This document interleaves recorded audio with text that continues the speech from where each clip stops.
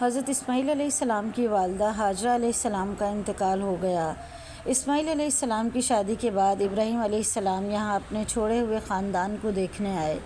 اسماعیل علیہ السلام گھر پر نہیں تھے، اس لیے آپ نے ان کی بیوی سے اسماعیل علیہ السلام کے متعلق پوچھا۔ انہوں نے بتایا کہ روزی کی تلاش میں کہیں گئے ہوئے ہیں۔ پھر آپ نے ان سے ان کی معاش وغیرہ کے متعلق پوچھا تو انہوں نے کہا کہ حالت اچھی نہیں ہے، بڑی تنگی سے گزر اوقات ہوتی ہے۔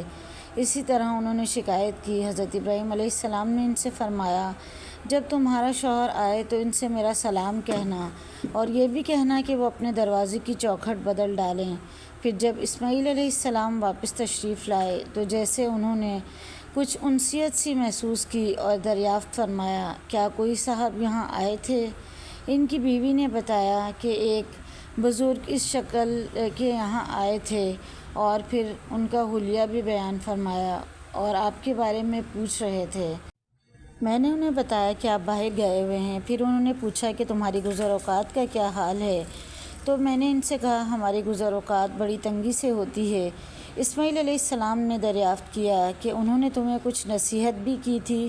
ان کی بیوی نے بتایا کہ ہاں، مجھ سے انہوں نے کہا تھا کہ آپ کو سلام کہہ دوں اور یہ بھی کہہ گئے ہیں کہ آپ اپنے دروازے کی چوکھٹ بدل دیں۔ اسماعیل علیہ السلام نے فرمایا کہ وہ بزرگ میرے والد تھے اور مجھے یہ حکم دے گئے ہیں کہ میں تمہیں جدا کر دوں، اب تم اپنے گھر جا سکتی ہو۔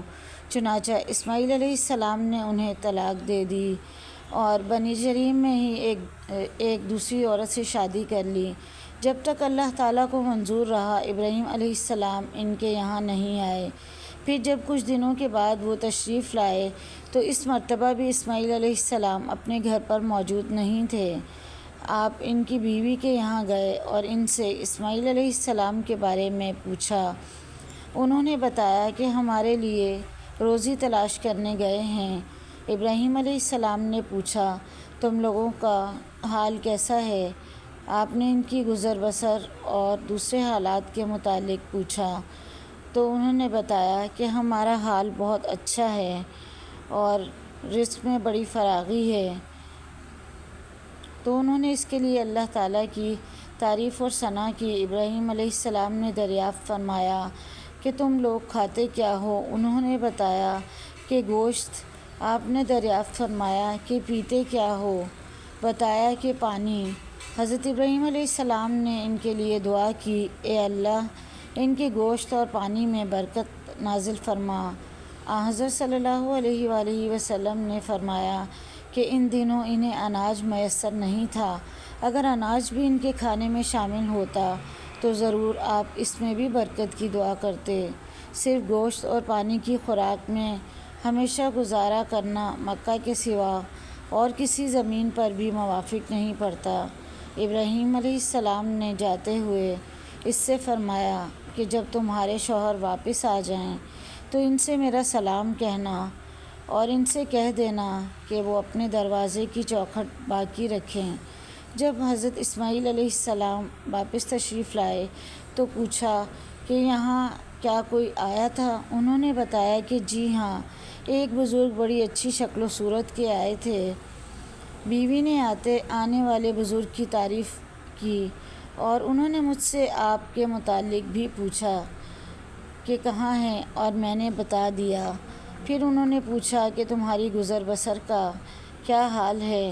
تو میں نے بتایا کہ ہم اچھی حالت میں ہیں۔ اسماعیل علیہ السلام نے دریافت فرمایا کہ کیا انہوں نے تمہیں کوئی وصیت بھی کی تھی؟ انہوں نے کہا جی ہاں، انہوں نے آپ کو سلام کہا تھا اور حکم دیا تھا کہ اپنے دروازے کی چوکھٹ کو باقی رکھیں۔ اسماعیل علیہ السلام نے فرمایا کہ یہ بزرگ میرے والد تھے، چوکھٹ تم ہو اور آپ مجھے حکم دے گئے ہیں کہ میں تمہیں اپنے ساتھ ہی رکھوں۔ پھر جتنے دنوں اللہ تعالیٰ کو منظور رہا، اس کے بعد ابراہیم علیہ السلام ان کے یہاں تشریف لائے تو دیکھا کہ اسماعیل علیہ السلام زمزم کے قریب ایک بڑے درخت کے سائے میں، جہاں ابراہیم علیہ السلام انہیں چھوڑ گئے تھے، اپنے تیر بنا رہے ہیں۔ جب اسماعیل علیہ السلام نے ابراہیم علیہ السلام کو دیکھا تو ان کی طرف کھڑے ہو گئے اور جس طرح ایک باپ اپنے بیٹے کے ساتھ اور بیٹا اپنے باپ کے ساتھ محبت کرتا ہے، وہی طرز عمل ان دونوں نے بھی ایک دوسرے کے ساتھ اختیار کیا۔ پھر حضرت ابراہیم علیہ السلام نے فرمایا، اسماعیل، اللہ نے مجھے ایک حکم دیا ہے۔ اسماعیل علیہ السلام نے عرض کیا، آپ کے رب نے جو حکم آپ کو دیا ہے آپ اسے ضرور پورا کریں۔ انہوں نے فرمایا، اور تم بھی میری مدد کر سکو گے؟ عرض کیا کہ میں آپ کی مدد کروں گا۔ فرمایا کہ اللہ تعالیٰ نے مجھے حکم دیا ہے کہ میں اسی مقام پر اللہ کا ایک گھر بناؤں، اور آپ نے ایک اور اونچے ٹیلے کی طرف اشارہ کیا کہ اس کے چاروں طرف۔ حضور صلی اللہ علیہ وآلہ وسلم نے فرمایا کہ اس وقت ان دونوں نے بیت اللہ کی بنیاد پر عمارت کی تعمیر شروع کی۔ حضرت اسماعیل علیہ السلام پتھر اٹھا اٹھا کر لاتے اور حضرت ابراہیم علیہ السلام تعمیر کرتے جاتے تھے۔ جب دیواریں بلند ہو گئیں تو حضرت اسماعیل یہ پتھر لائے اور حضرت ابراہیم علیہ السلام کے لیے اسے رکھ دیا۔ اب حضرت ابراہیم علیہ السلام اس پتھر پر کھڑے ہو کر تعمیر کرنے لگے۔ حضرت اسماعیل علیہ السلام پتھر دیتے جاتے تھے اور دونوں دعا پڑھتے جاتے تھے، ہمارے رب، ہماری یہ خدمت تو قبول کر، بے شک تو بڑا سننے والا اور جاننے والا ہے۔